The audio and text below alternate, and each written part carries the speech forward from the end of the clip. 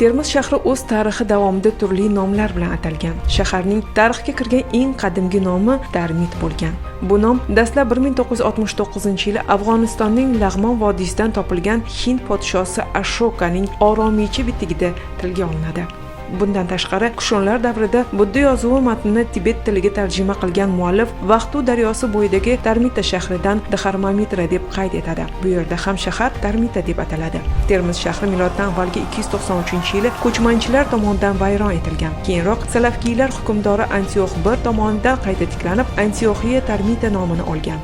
Mir Muhammad Amin Buxoriyning yozishicha, Termiz qadimda barbar nomi bilan atalgan. Rivoyatlarga qaraganda, o'tmishda shaharda shu qadar ko'p odam yashaganki, ularning shovqin suroni go'yoki Balx shahriga ham eshitilib turgan.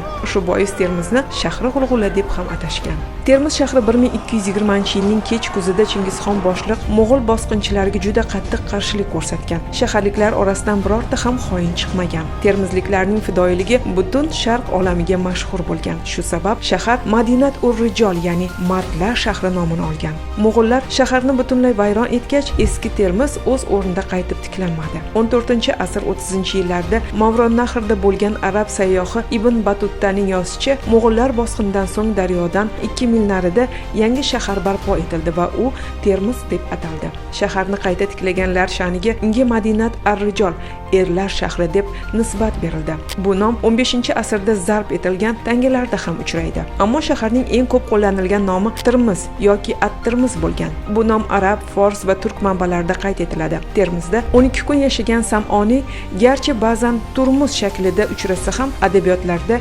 Termiz nomi qabul qilinganligini qayd etadi. Shamoniy gaplariga qaraganda, mahalliy aholi shahar nomini odatda Tarmiz shaklida talaffuz etgan. Abul Qosim Firdavsiyning Shohnoma asarida Termiz shahri Termat deb atalib, u uzoq oxir ma'nosida izohlangan. Qayd etish joizki, Termiz shahrining Tarometa daryoning narigi sohilidagi manzil shahar nomini grek Baktriya podshosi Demetriy bilan bog'lanishlari o'z isbotini topmagan. Xuddi shuningdek, uning grekcha Termos so'ziga aloqadorligi ham asosli emas.